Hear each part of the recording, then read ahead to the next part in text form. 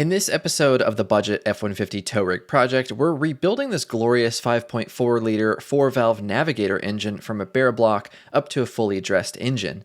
Let me catch you up on where this engine came from and why we're building it. In the last episode, I pulled the old engine from the truck and discovered that it was in very bad shape. It looked like someone had dropped a bolt down into the cylinder unknowingly, perhaps down the spark plug tube, which wreaked havoc on the engine and meant that that head and block were essentially scrap. So I started looking at what my options were to get this truck back on the road, and I discovered something pretty awesome. It turns out that the Lincoln Navigator engine from roughly 1998 to 2002 is a direct swap-in for this generation F150. The best part about this swap is that there are no modifications required to wiring or engine mounts. I managed to find one of these Navigator engines about an hour away from me, so I loaded up the old engine to use as my core. I ain't going nowhere. Picked up a rental van to get the new engine and headed out. So why swap to this Navigator engine? Well, they are a dual overhead cam 4-valve version of this Ford modular platform versus the single cam 2-valve version that was in the truck from the factory. So this means we gain a massive 40 more horsepower over the stock truck, bringing it from 260 to 300 horsepower, which is going to be awesome for towing and just general performance. Swapping to this engine also leaves us huge headroom for future mods because there's a surprisingly large aftermarket for this 4-valve platform, mainly to do with the fact that similar versions of this 4-valve were found in many different Mustangs. We're picking up in this video as I tear down this 270,000 mile 4-valve engine in preparation to go to the machine shop, so let's go ahead and jump right into it. Pool of gunky, gross liquid down there. That's nasty and disgusting. Oh, look, somebody's socket. So I've gotten the engine a lot more torn down, and this is the reason why I wanted this engine. And as you can see, there is 2 camshafts in each cylinder head.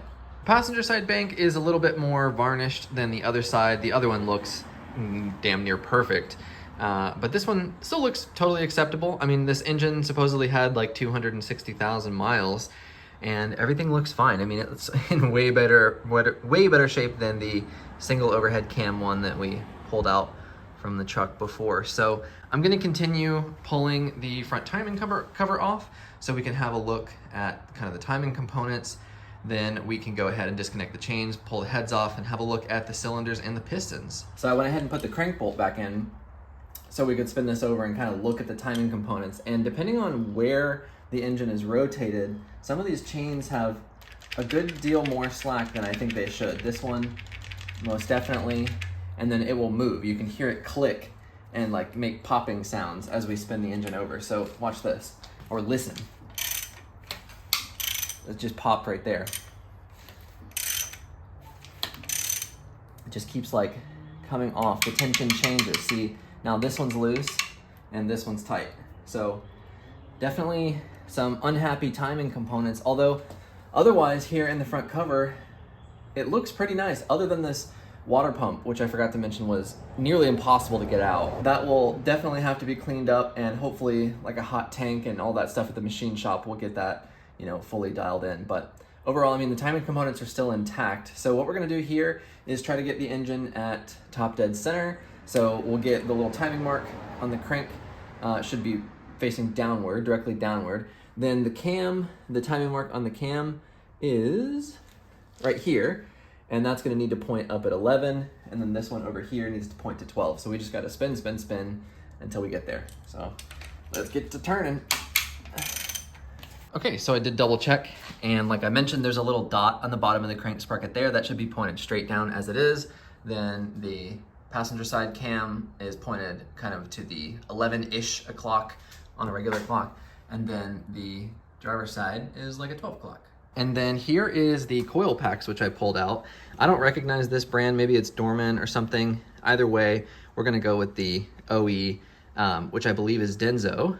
And then here are the spark plugs that are pulled out. All of them look, you know, not great, but this one in particular was pretty difficult to get out. It looked like it was on the verge of potentially breaking, or it was just really corroded. So I had to get in there with like a scraper and then some compressed air to pull it out, but luckily it did come out. So now I need to make some space to pull off these cam caps and these girdles and pull the heads off and all that kind of stuff. So a lot of components to this engine. I got the camshafts and the girdles and all of the followers taken out, and they all look to be in really, really good shape. There is almost nothing of any concern. There's obviously, you know, just some wear marks from the mileage, but there's no scoring or scratches or anything. So I'm really hopeful that what we'll find once we pull off these heads is more good news. So we're ready to crack the head bolts, so let's get some good cracking going. Whole thing's moving. As it do.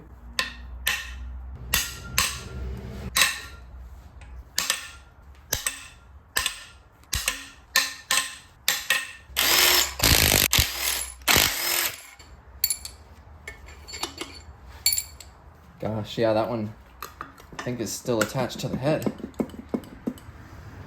Wow, I got it out, and I don't know if you can tell, but that bolt is quite literally smoldering. Yeah, it's hot.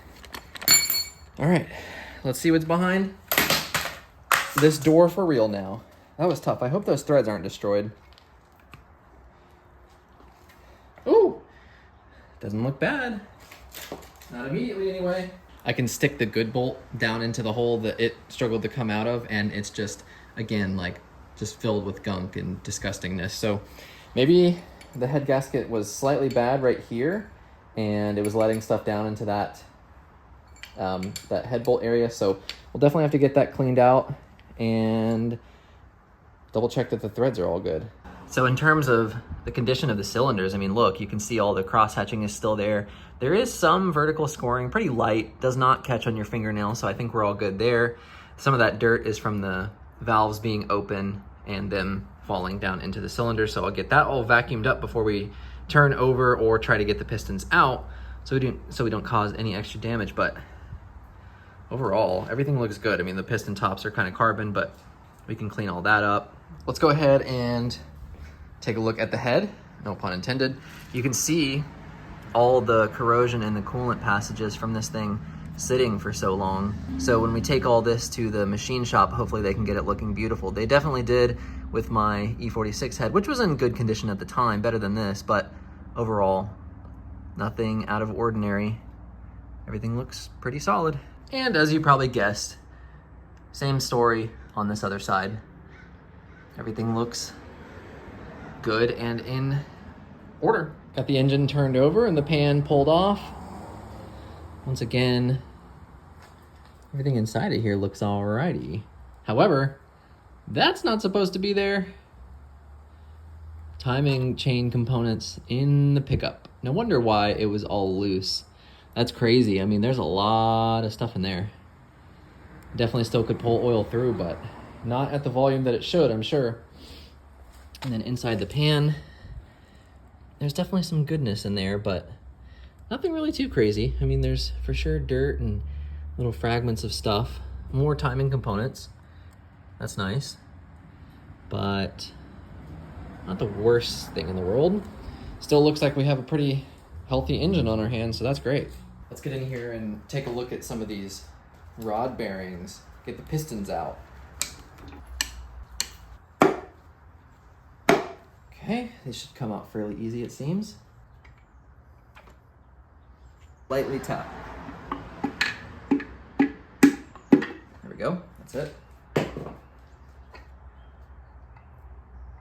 Careful not to scratch the bore. And it's out. Okay, I'm gonna go ahead and get the rest of these out and then I'll report back. Got all the rods and pistons out, and there is a couple of cases here where we have some pretty dark spots on the bottom of these rod bearings, but there's really no scratches or major scoring on any of them, minus number 8. So on the 8th one, you can see that there's something definitely went through it, but luckily on that journal, it looks pretty much perfect. In fact, none of the journals look bad. And I mean, look at how effortlessly I can spin the crank. Fantastic news. So next up, we'll take the main caps out, inspect those, get the crank out, and then we're taking this junk to the machine shop. It is now officially fully disassembled. And I've got to say, those main bearings look incredible. That one there is the worst of them, but even that doesn't look that bad, really. And there is no marks on the crankshaft. None of the crank journals have any markings. I mean, this block had 280,000 miles on it, and these are still the OE bearings. I mean, that says Ford right there. Pretty incredible. So now that I have the crank out, we have the heads basically disassembled and ready for the machine shop. A couple things for me to get off, like this bolt and that little sensor. Then, of course, I have all of the pistons, camshafts laid out exactly how they are, front timing cover, mains, everything ready for when all of this stuff comes back from the machine shop. So at this point, all I really want the machine shop to do is just clean the block, of course. It really needs that. I want them to check for out of round. If there's a hone required, do that. But ideally, I don't want any boring or major machine work. I don't think it needs it. And ideally, I want to use the same factory pistons, get some fresh rings, and really bring this thing back to life. So the next time you see this hunk of cast iron, it's going to be back from the machine shop and freshly prepped, ready for the reassembly portion. So I'm incredibly excited because I just got the call from the machine shop that the F-150 engine is all cleaned up. It's fully, honed, surfaced, all of that good stuff. So I've cleaned out the BMW, got a bunch of cardboard laid out, and we're gonna go pick all that jazz up. I'm super excited. It's funny because to take the BMW engine to the machine shop, I had to borrow a family member's truck. Now to go get my truck engine, I'm taking the BMW. Kind of cool.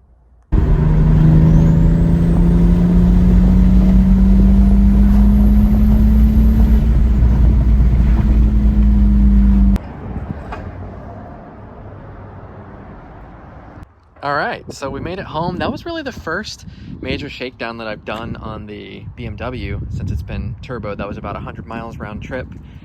Got the block here in the back. The hatch is coming in handy, boy. And then of course, clean oil pan, got our polished crank, and our fully rebuilt head. Got new valve stem seals, polish, all that kind of stuff, surface. Everything should be beautiful and ready for reassembly. Look at how good it looks. There's no disgusting goop down here. It almost looks like they may have painted it, unless that's just the factory color that's showing through. The deck surface looks amazing. Look at those cylinders, man. That looks incredible.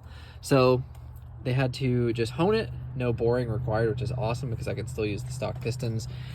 Some of this rust kind of scum didn't come out, so I guess I'm just gonna run distilled water in it first, and then maybe there's some sort of like clean out. If you watched the Land Cruiser timing belt video at the very end, you can probably tell that it is the exact same day. I'm wearing the same shirt, and we are extracting the fully refreshed F-150 engine back from the machine shop out of the back of the BMW. I couldn't be more excited.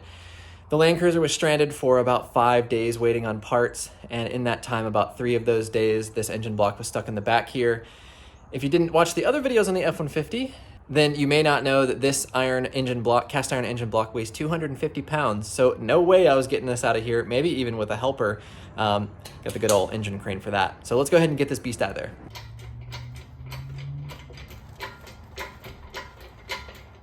This is working beautifully. I almost don't even recognize that it looks so good. I was like, wait a second, is this the side where the engine stand mount goes to? And then I was like, well, yeah, it is, because this is where the bolt goes through, and it goes on the transmission side, which is right here. But it just, since it's painted and there's these new freeze plugs and stuff, it just looks so much better. It's just amazing. Rear main seal surface all looks good. So yeah, we'll get the engine stand mount on.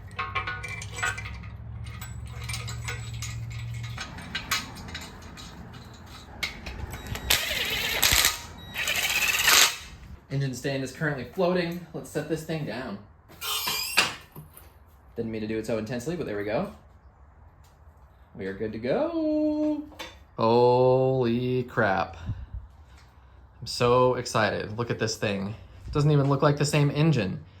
Cylinders look incredible. No pool of goop down there. And it looks awesome.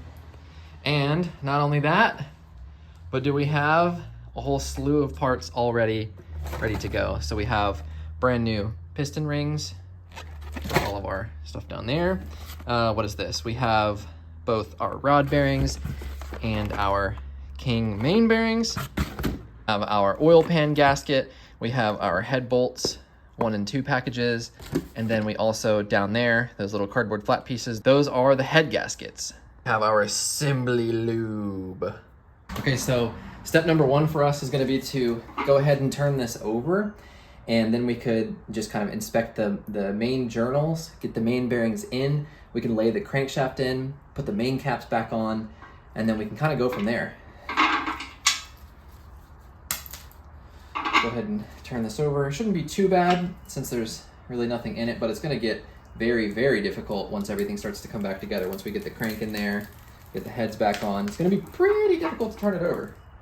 So we can have a look at the main journals, and no surprise, everything in here just looks supremely perfect.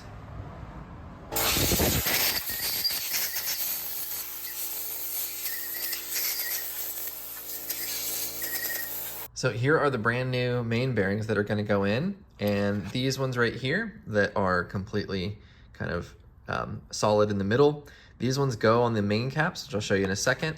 And then these ones right here that have this nice channel in the middle, those are going to go actually into the main part of the block right here. And then the oil actually comes up through that little hole in the middle, and that's how it kind of travels in the bearing and lubricates the crankshaft as it's spinning around, which is pretty cool. So we'll just keep that right there, keep everything all nice and organized. I also went ahead and got all of the main caps laid out. So it's 1, 2, 3, 4, 5, and those all go in a specific position on the engine. It's gonna go 1, 2, 3, 4, 5. Now what we need to do is go ahead and get some assembly lube into all the main journals, and then we can take our bearings over there, start putting parts of them into the cap here, and then also on the engine block itself. I know we're not building like a high performance engine here, but I love engine building. It's so much fun, so many details to figure out and things to pay attention to, but the end result is that you're taking this bare block all the way to a fully functional running engine. It's so cool. So this assembly lube stuff is cool because it essentially acts as like a long-term oil. We can put this in all of the journals and on all of the bearings, and then it can sit there for weeks or months. And then on the first start, it will have lubrication already there, and then it just immediately dissolves in the actual engine oil. So this stuff is really nice to put everything together and have a bit of a lubricant, but not have to worry about oil. Because if you're not gonna start the engine really soon, within really like a couple of days, then you're not gonna have any oil left in those places. So this assembly lube is good to use. So we're just basically gonna lay down a bead in all of these journals. So I'll just start with a little drop. Doesn't really matter where we get this because it's essentially just lubricant. Then I'll just rub it all through these main journals here. I'm also gonna do this side here because there's a thrust washer, a weird looking bearing that goes on the side there. So we wanna make sure to lube that up as well. And it's got a little bit of a tacky substance to it, tacky feel to it, so it'll hold that and it won't fall. Okay. And then the bearing has this little notch right here, this little tang, and that needs to match up with the little notch here in the actual bearing. So the best way for us to start this is going to be just lay it in like that. We can just keep our thumb here, and then on this side, we can just press that right in. That one doesn't feel like it wants to actually live there because it's not centered. All these other ones are centered. I'm gonna go look at the other one. Oh yeah, okay, so these appear to need to go right here because the little tang is centered. Yeah, that one fits much nicer.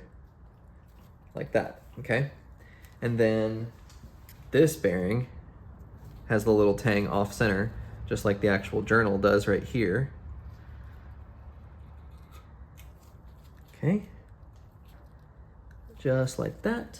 That fits nicely. We'll just make sure they're flush and we'll keep going. So half of our main bearings are now set. Now we're gonna do the exact same thing to our main caps, and got them all now turned around the correct direction, or in the same direction. Welcome to Jonathan's art class. Today we're learning to spread lube.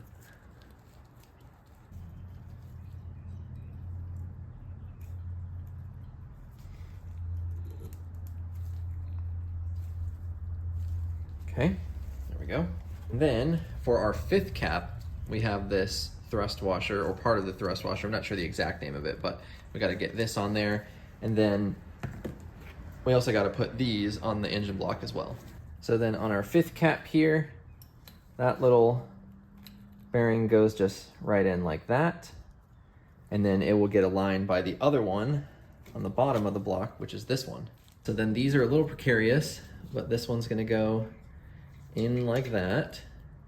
It's gonna rest right there. Hopefully it's gonna stay, because that's where the little sticky assembly lube stuff is. And then there's another one on this side, kind of goes the opposite direction. And these are what help align the crankshaft back and forth.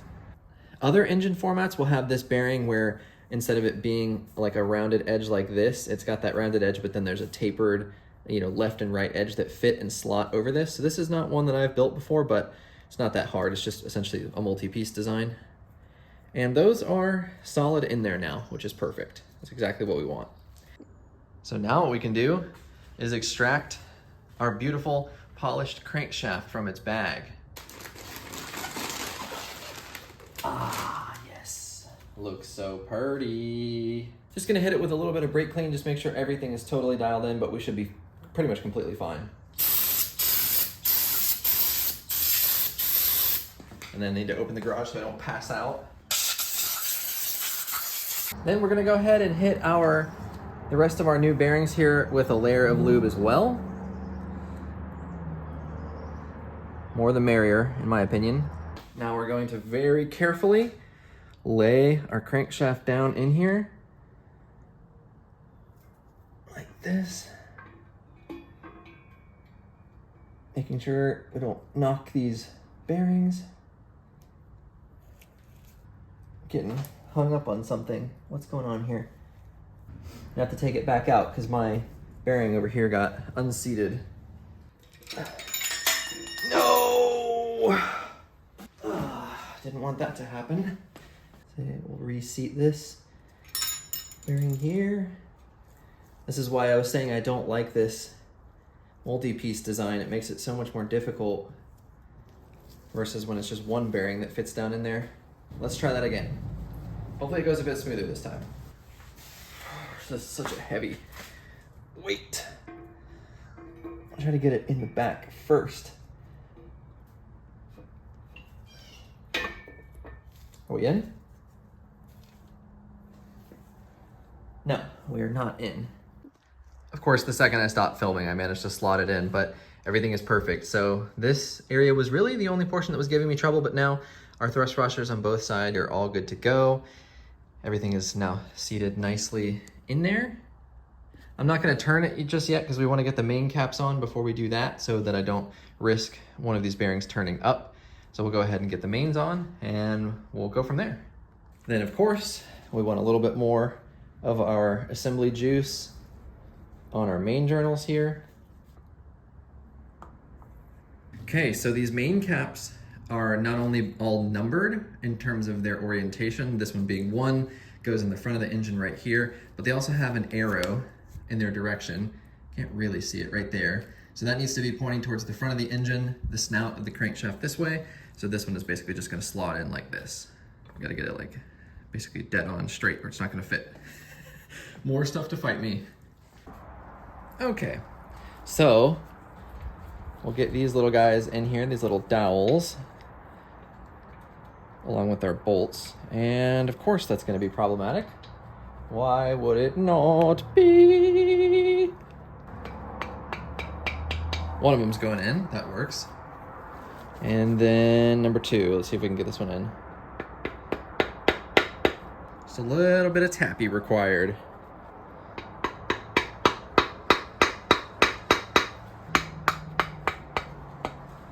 Okay, that's working.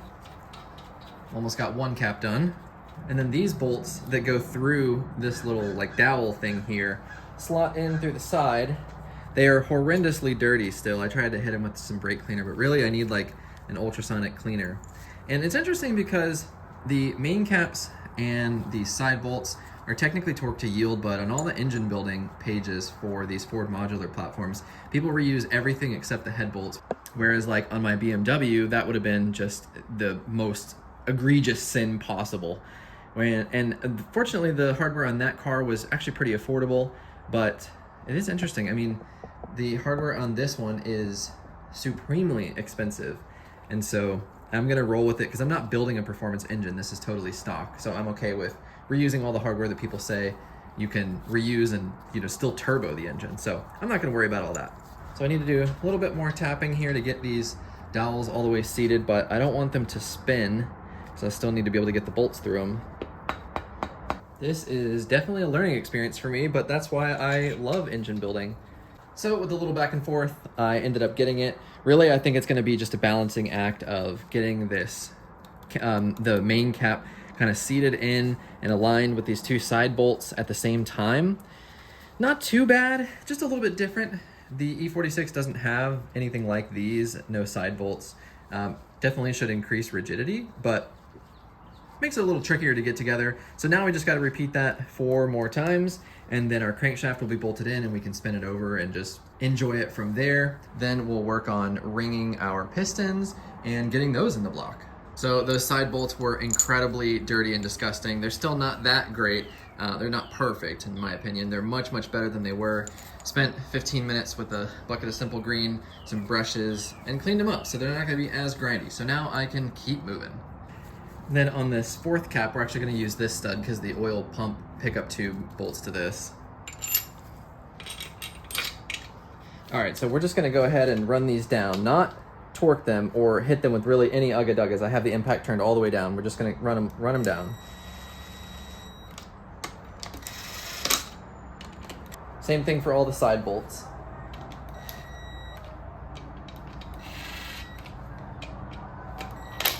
So with everything snugged, we can still turn the crank by hand and it feels smooth and nice. So we're gonna go ahead and get all this stuff torqued down, and then we should still be able to do this.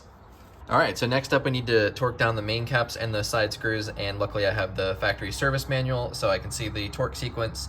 You can just follow it all the way down. The main caps start off 30 foot-pounds in one pass, and then the side screws are 25 foot-pounds. Then we go another 90 degrees on the main caps, and then we're done.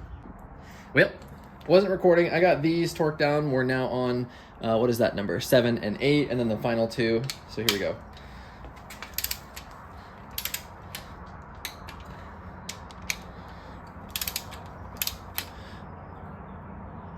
Okay, and then the final 2 back here, 9 and 10.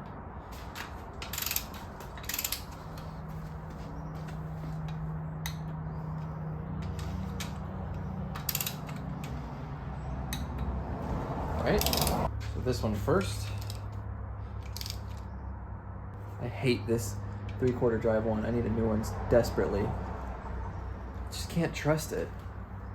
I know I'm gonna lose some of the accuracy in the torque reading with an adapter, but I just don't trust that other one. I want to make sure that I'm doing this right. Yeah, see, I was already freaking there. That thing is a piece of junk. This is, I don't know why it doesn't read properly. Next up.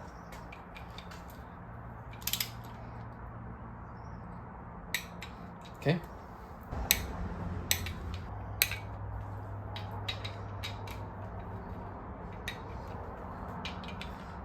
Yep, all good. And then like I said, now that this is all torqued down, we still should be able to spin this by hand, and we absolutely can. It's obviously got a bit more resistance now because we're, you know, on the bearings with that assembly lube, but I can still turn it by hand very, very easily. Okay, so we're just gonna make a mark with a little paint pen on these bolts so we can keep track of it. That one is not straight, damn it.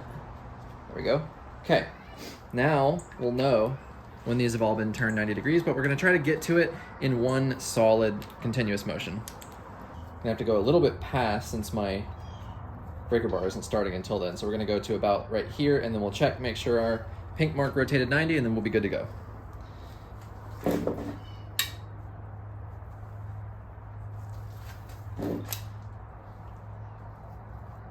Almost, maybe just a tiny fraction more. Need to get a torque angle gauge. That's good. The next one is right here. This one's just gonna be a little bit less than 90.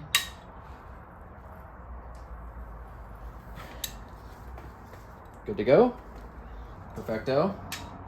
And last but not least,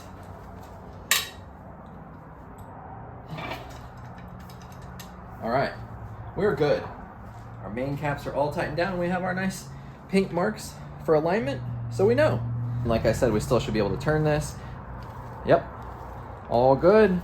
Now that we have all this taken care of, the tedious nature of this bottom end build really continues. Now what we need to do is go ahead and get the bearings installed in our connecting rods here in both ends of the rod cap, which is basically identical to the main bearings like you saw.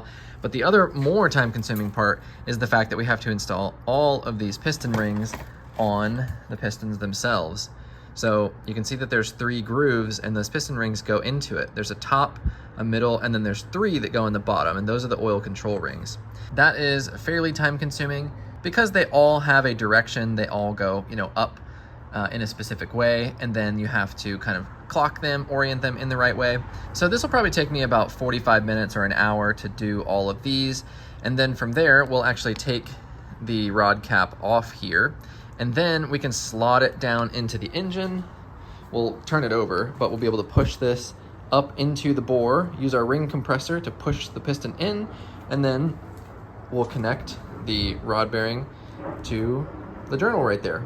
So this will take a bit of time, but it's basically just a rinse and repeat. So turn on some music and enjoy. I've been sitting here for like 20 minutes trying to Google search which ring goes where, and I thought I had it. I'm glad that I finally figured it out because I would have had it backward. Turns out the flap of the box says it right there. Wow.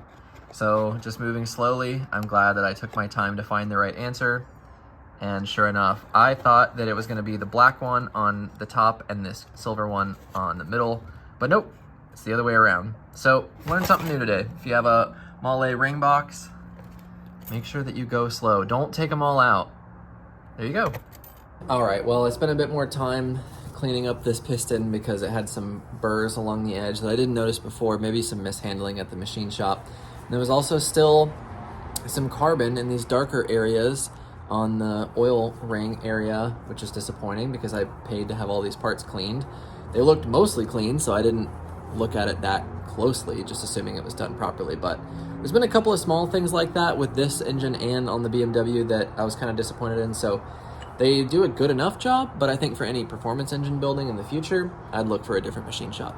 So let's go ahead and kick this off. We're gonna start with our kind of flexi band oil control ring first, get that in place. We can just kind of set this in the most ring gap down there. Drop this in, carefully working it around like that. Then now what we can do is let's look for our gap real quick. Need to pay attention to that. Okay, so there is the gap right here. So what we want to do now is with our lower and upper rings, we want to take them 45 degrees away from the butt. So these butt up together right here. So we're gonna go one roughly right there and one over here. Okay, that one just needs to be below. Roll it in. And then just ensuring that that ring is now below, which is exactly what we wanted. And then that gap is right here. So for our next one, we need to get it started and make sure the gap remains over there. And of course, making sure that it goes above this time. There we go. Now it's in. All 3 of the oil control rings are on there, and they should move freely, which they do. All good there. So then we have our gap, our butt right there, and then our next gap is right here, which is exactly what we want. Next up, we have the second and the top rings, and these ones are a lot stronger. You can install them with your fingers, but they are very, very tough to do. We wanted to note that they do have a top marking, which is the dot on them. This one happens to be right here. Dot is right there. So what we want to do is make sure we have the dot facing up. Get our piston ring pliers like this, and we're going to carefully put it in our piston. And then we want to spread it pretty finicky, as you can see. So then we want to spread these just enough to get it around the piston, being careful to not let it go, because otherwise they'll go flying. And it's in the first gap, which is not what I wanted. So now I need to work it down to the second ring. Now we have the second ring in its home, and it too should spin freely, which it does. Then as far as the ring gaps here, we want to make sure that they're offset to one another by 180 degrees. So the second one's ring gap is right here, and the upper one just needs to be on the opposite side. They just need to be 180 from each other, and then that'll satisfy the ring gap orientation on this particular engine. And last but not least, we have our top ring. Again, same thing. This one has the little dot. So we'll go ahead and get this installed. And there is number one. So then we'll just make sure this one right here, this ring gap is there. And then on the other side, that one's good. We already checked our oil rings. Our top ring moves freely, which is exactly what we want. So that's one piston done. Took me about 6 minutes according to my video here. So now I need to repeat this 7 more times, so I'll see you in about an hour. Well, I got moving and grooving, got them all done, and it took me 59 minutes to do all of them. So well, they're all, you know, gapped and stuff. We'll have to double check when we actually go put them in the engine here in a little bit that they're all still in the correct orientation, but that's no big deal. They're all good to go. Now we need to go ahead and get our rod bearings in the rods. And one thing that's interesting is these are cracked rod caps. So you can see how they fit together super nicely, but when you pull them off, they're kind of jagged. So they're actually cracked at the factory when they produce them. And now these caps only go with this particular rod. So you can't mix and match these.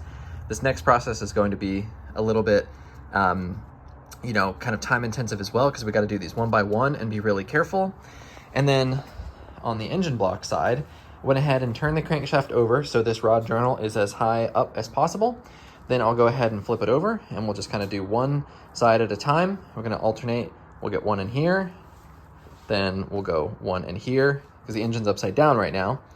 And then we'll just alternate back and forth and then we'll just get all of our rods and pistons in. Take our cap off here. We'll just do a little drop. And then you can see our connecting rod has those little fitments, the little tangs. Same thing on the back of the bearing here. It's got that little tang, and they'll just fit right together. Just like the main caps you saw earlier. Okay, that one's good to go. We'll just go ahead and put that back for the moment, and then we're gonna do the exact same thing to this cap right here. All right, so now our rod cap has its brand new bearing installed as well. So we wanna make sure the cylinder is cleaned out, free of debris and junk. Should be mostly free. There's definitely some oily bits in there, just from the solvents the machine shop uses to clean up, and just stuff that's gotten attracted to it in the meantime. But we know our cylinders look amazing because they were honed. So now, since I have it turned back over, as you can see, to one side, one of the cylinder banks is standing up. What I want to do is just turn the crankshaft so that that rod journal, there we go, is straight down. So that way we can push the piston down in there and get it seated.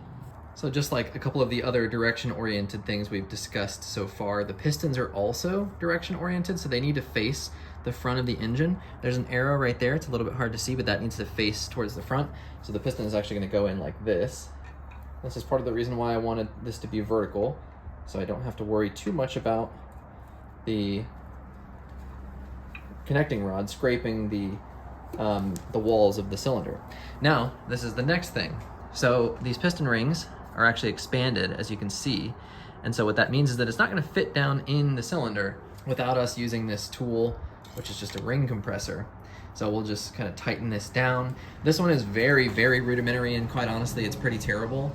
I would like a better one, and I probably should have bought a better one. I think if I ever do another engine build like this again, which I suspect I will, I'll buy a nicer one. I wasted a bunch of time with that clamp style spring compressor, and it just wasn't gonna work. I risked damaging those piston rings. So I went ahead and bought a specialty tool, which is specifically designed for this engine. It's an ARP tool, and it allows me to basically put the pistons into the engine properly. This thing has a taper to it. It's very light, but the idea is that it rests on this little bevel right on the top of the cylinder, and then the piston just slides right down. No clamps or crazy things like that. Obviously, it's very specialty in the sense that this only works with specific Ford engines because of its very specific size, but it's gonna do the trick, so I'm super excited. So I actually kind of expected that this thing would notch into the cylinder, which it doesn't, interestingly.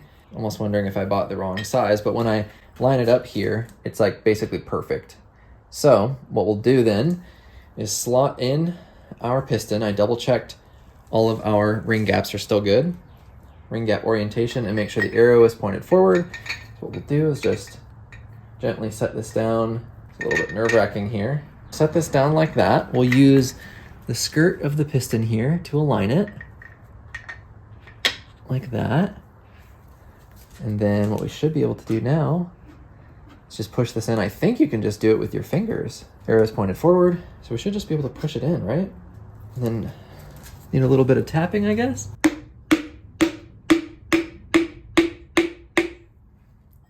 It's amazing what happens when you have the proper tools.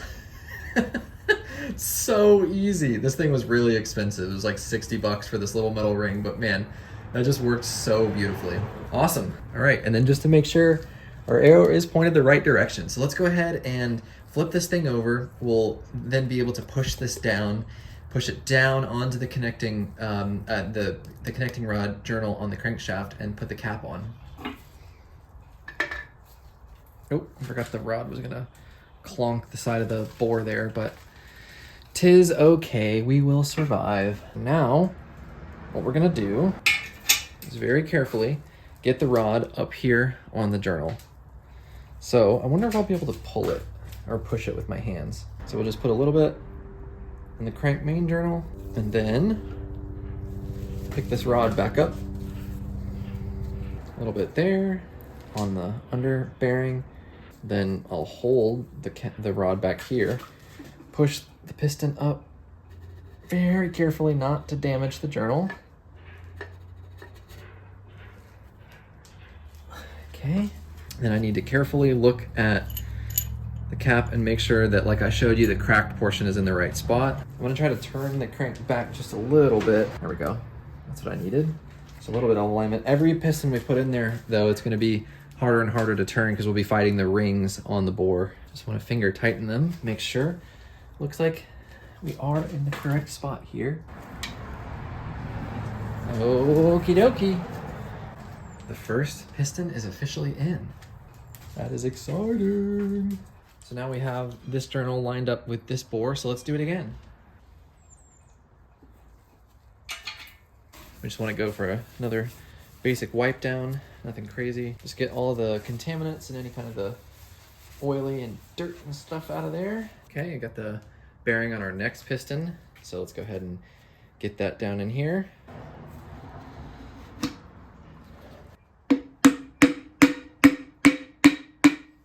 Number two, those don't fit together. Oh, there we go. Just needed to be slid a little bit. Okay. There we go. Yeah, gonna have to turn the crank back. Hopefully it doesn't. Oh, it's gonna have to go all the way around. Dang it. Lesson learned. Gotta position the crank better next time. I'm just holding the rod against the journal so that that bearing doesn't come out. And it is coming out. Of course it is. Guess I'm gonna try to push it off and then fix it so that I don't have to take it all the way back out. Oh no. I didn't expect that it was gonna come all the way out. Oh no. Guess it was at the bottom of the bore. I should have paid attention to that. That was so stupid on my part.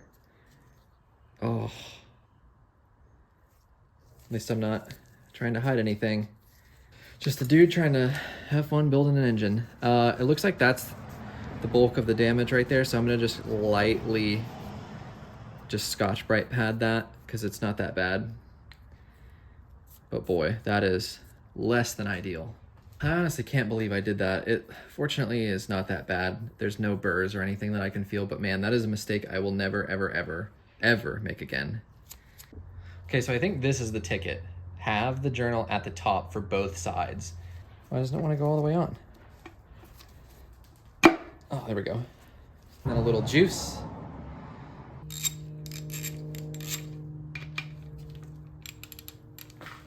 Alrighty, so the first two are in. only 6 more to go. It's a long, tedious process. And then of course we have to torque them down properly. They have a specific torque sequence.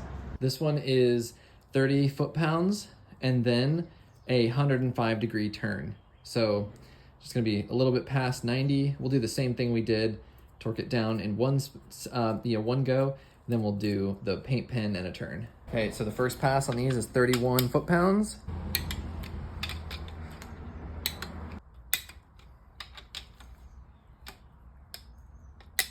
All right, and then these are a full 90 turn now. And just like that, they are all back in. Now it's time to properly torque them down. And then the manual calls for an additional turn on these from between 90 and 120 degrees. So we're gonna go for 90 and then just a little bit past. This time we're gonna go with Pretty Blue. Oh, the blue doesn't work, dang it. Okay, so we'll stick with Pretty Pink. So we'll just make our straight lines on these two and these two. All right.